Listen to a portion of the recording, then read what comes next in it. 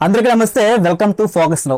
మాజీ మంత్రి కొడాలి నాని పైన లుకౌట్ నోటీసులు జారీ చేశామని, దేశం విడిచి వెళ్లకుండా కట్టుదిట్టంగా ఆయన గురించి దేశం మొత్తం జల్లీలు పడుతున్నామని ఏపీ పోలీసులు ఒక పక్క అంటుంటే, లుకౌట్ నోటీసులు ఇచ్చిన 24 గంటలు కాకముందే 23వ తేదీ సాయంత్రం హైదరాబాద్ గచ్చిబౌలిలో ఒక వివాహ కార్యక్రమానికి హాజరయ్యాడు మాజీ మంత్రి కొడాలి నాని.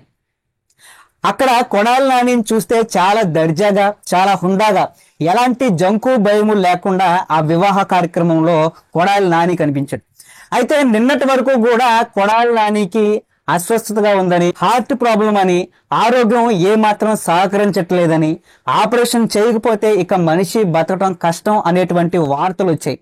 ఇక మొత్తం దేశం అంతా తిప్పేసిన తర్వాత మొదట అమెరికాకి తీసుకెళ్తే గానీ ఆపరేషన్ చేయటం సాధ్యం కాదని, గుండె ఏమాత్రం కూడా సహకరించట్లేదని, స్టంట్ వేయటం కూడా సాధ్యం కాదు అనేటువంటి మాటలు వచ్చినప్పటికీ కూడా ఇక తర్వాత వైద్యుల సూచన మేరకు ఇక మొత్తానికి ముంబైలోనే ఆపరేషన్ చేసినట్లు, ప్రస్తుతానికి ఆయన ఆరోగ్యం అయితే అసలు బాగోలేదని, తీవ్ర ఆందోళనకరంగా ఉందని, ఇలా అనేకమైనటువంటి ఆందోళనకరమైనటువంటి వార్తలు కొడాలి నాని గురించి వచ్చాయి.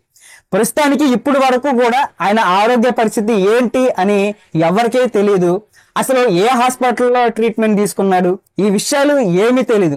తీరా కట్ చేస్తే నిన్న సాయంత్రం కొడాలి నాని ఇక్కడ వీడియోలో మీరు చూడొచ్చు.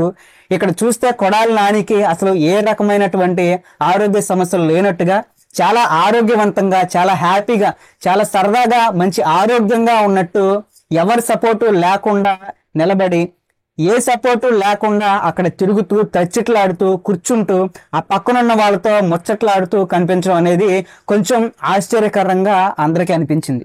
అంటే దీన్ని బట్టి చూస్తుంటే అంతకు ముందు కొడాలి నాని ఆరోగ్యం బాగోలేదు అనేటువంటి వార్తలన్నీ కూడా పచ్చి అబద్ధం అన్నట్టుగా, రాష్ట్రంలో వైసీపీ నాయకుల అరెస్టుల నేపథ్యంలోనే ఈ అరెస్టుల నుంచి తప్పించుకోవడానికి కొడాలి నాని వేసినటువంటి ఒక ప్లాన్ గా అనుమానం వస్తుంది ఈ యొక్క వీడియో క్లిప్ చూస్తుంటే. ఎందుకంటే ఒకవేళ అరెస్ట్ అయితే ఇప్పుడు వల్లభనేని వంశీని చూస్తున్నాం, అప్పుడు ఎలా ఉన్నాడు, ఇప్పుడు ఎలాగ అయిపోయాడు అంటే మనస్సాక్షి అనేది ఒకటి ఉంటుంది. బయట ఉన్నప్పుడు దాని గురించి ఏం తెలియదు, కానీ లోపల ఒంటరిగా ఉన్నప్పుడు ఈ చేసిన తప్పులు ఏవైతే ఉన్నాయో అవి మనల్ని లోపల నుంచి వేధిస్తుంటాయి, మనిషిని కొంగదీస్తూ ఉంటాయి లోపల నుంచి. అలాంటి స్థితిలో గనక వెళ్ళిపోతే తన పరిస్థితి ఏంటి అని అనుకున్నాడో ఏమీ తెలియదు, కానీ పోలీసుల నుంచి తప్పించుకోవడానికి, అరెస్ట్ అవ్వకుండా ఉండడానికి ఈ ఆపరేషన్ డ్రామా ఆడినట్టుగా కనిపిస్తుంది. ఆయనకి సర్జరీ అయిందని చెబుతున్నారు. సరే, ఎప్పుడైంది, ఎక్కడైంది, ఏ హాస్పిటల్లో అయింది, అసలు ఏ సర్జరీ అయింది, ఆ సర్జరీ చేసినటువంటి డాక్టర్ ఎవరు, ఇప్పుడు ఆరోగ్య పరిస్థితి ఎలా ఉంది, ఇలాంటివేవి కూడా అఫీషియల్ గా ఎవరు ఎక్కడ బయట పెట్టలేదు. దానికి సంబంధించినటువంటి ఎలాంటి హెల్త్ బులెటిన్ కూడా ఇప్పటి వరకు ఎక్కడ కూడా ఏ మీడియాలో రాలేదు, సోషల్ మీడియాలో కూడా రాలేదు. ఒకవేళ నిజంగా ఈయన ఆరోగ్యం బాగోకపోతే మనిషి ఎక్కడో ఒకచోటైనా ఆయన హాస్పిటల్లో ఉన్నటువంటి ఫోటోలు, లేకపోతే ఆయన ట్రీట్మెంట్ కి సంబంధించిన ఏదో ఒకటే బయటకు రావాలి కదా. ఎందుకని బయటకు రాలేదు?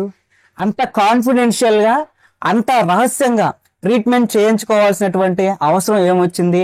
అంటే ఎవరికి చెప్పకూడనటువంటి రోగం ఏమైనా వచ్చిందా? లేకపోతే సర్జరీ అని చెప్పి దేశం దాటి వెళ్ళిపోవాలని పెద్ద ప్లాన్ ఏమైనా ఉందా?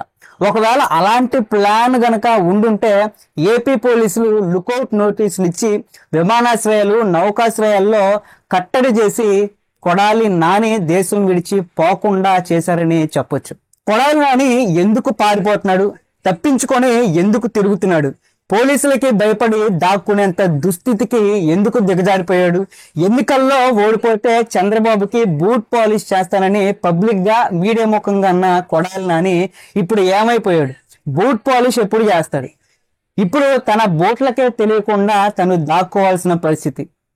కొడాలి నాని అధికారంలో ఉన్నప్పుడు నీచమైన మాటలని పక్కన పెడితే చేసినటువంటి పనులు కూడా నీచంగానే ఉన్నాయి.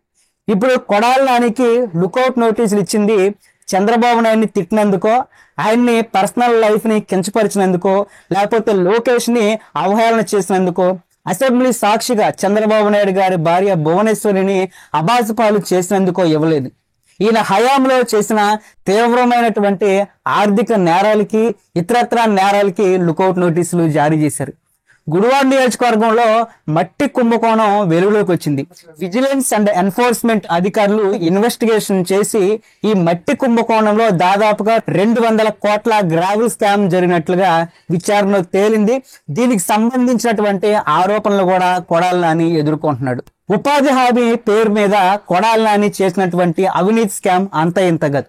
గుడివాడ నియోజకవర్గంలో ఎక్కడా కూడా ఉపాధి హామీ జరగకపోయినా అక్కడ ఉపాధి హామీ జరిగినట్టుగా చూపించి తెలిసిన వాళ్ళ అకౌంట్ లో ఉపాధి హామీకి సంబంధించిన డబ్బులు వేయించుకొని అక్కడ ఒక కోట్ల రూపాయల పెద్ద దంద ఒక ర్యాకెట్ నే నడిపాడు కొడాలి నాని.